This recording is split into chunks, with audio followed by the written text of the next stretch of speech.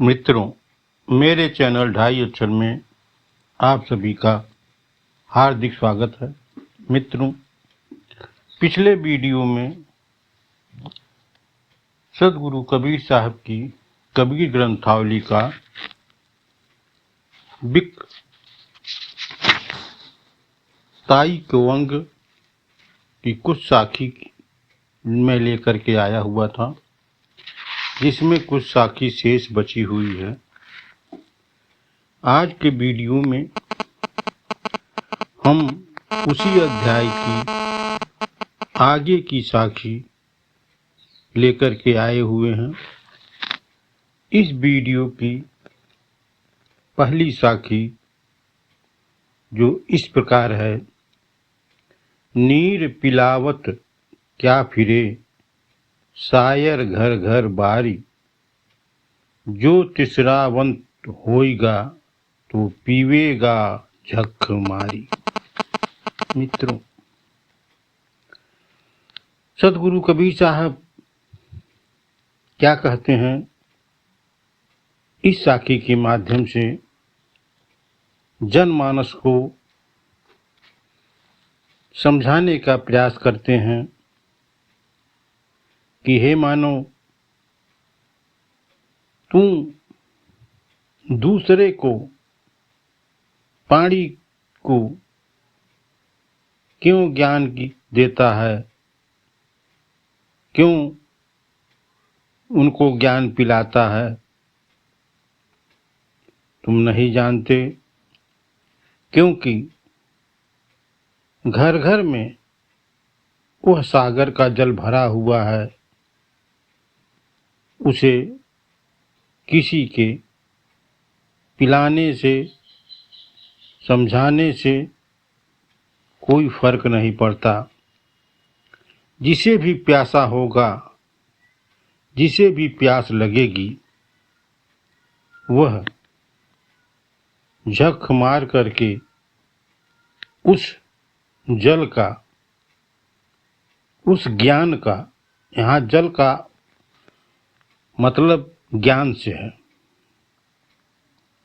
ज्ञान का वो ग्रहण करेगा। सदगुरु कबीर साहब कहते हैं कि जब उसे उसकी चाहत होगी तो वो झक मार करके उस ज्ञान को ग्रहण करेगा। हर शरीर में अनंत आनंद रस भरा पड़ा हुआ है। व्यक्ति चाहे जो भी हो, जो भी व्यक्ति भक्ति साधना से उस रस का पान कर सकता है, उस भक्ति को कर सकता है, उस भक्ति के रस को पी सकता है, वह ही साधक महत्वपूर्ण है। मित्रों, इस वीडियो की दूसरी साखी जो इस प्रकार है: सतगंठी कोपिन है, साध न माने संक, राम अमली माता रहे, गिड़े इंद्र को रंक। मित्रों, सदगुरु कबीर साहब कहते हैं कि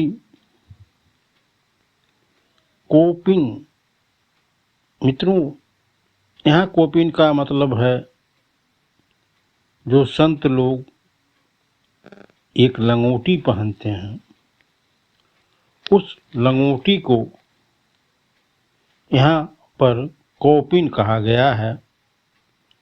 कोपिन माने लंगोटी।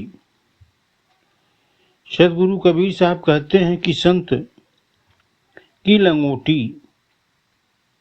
कितनी भी फट जाए, कितनी भी गांठें हो जाएं, और वो कितनी भी छिन्न भिन्न हो जाएं, फिर भी साधु का मन कभी भी शंका नहीं करता।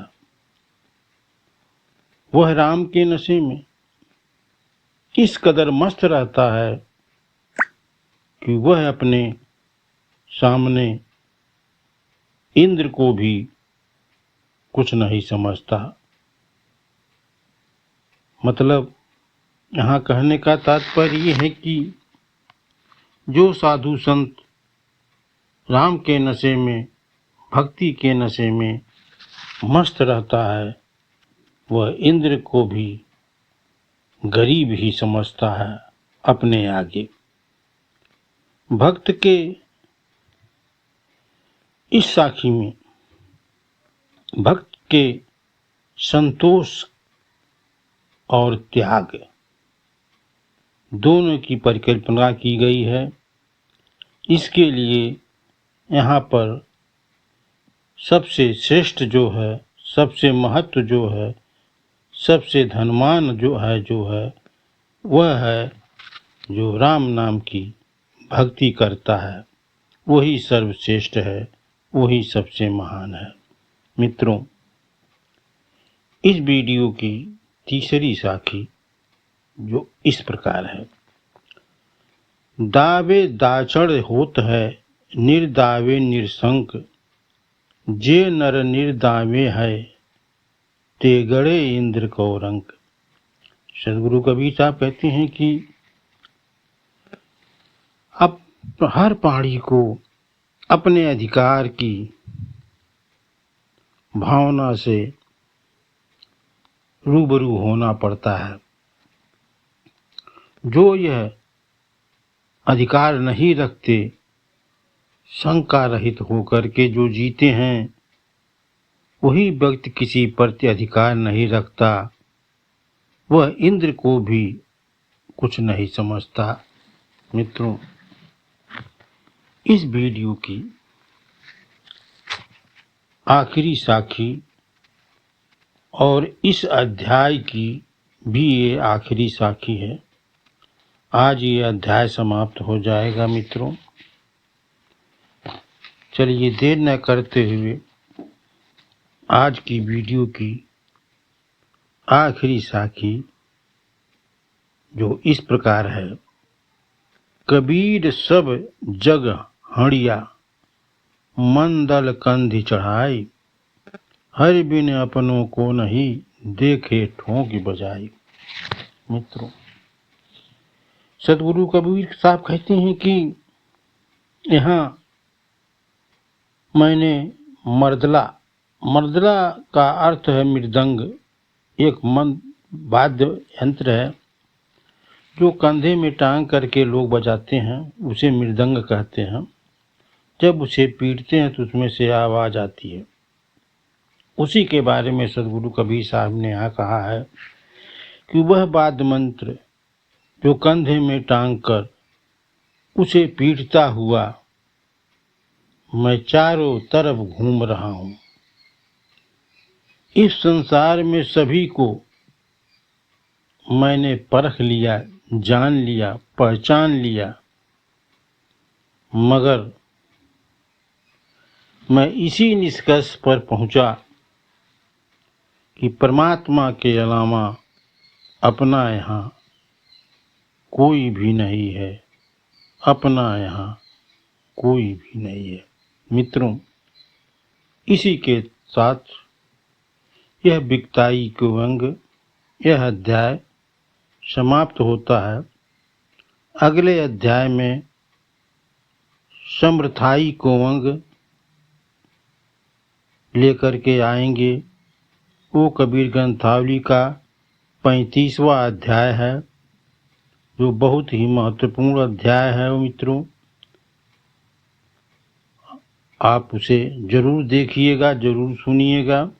मित्रों, अगर ये वीडियो अच्छा लगा हो तो मेरे चैनल ढाई अक्षर को सब्सक्राइब करिए, लाइक करिए, शेयर करिए।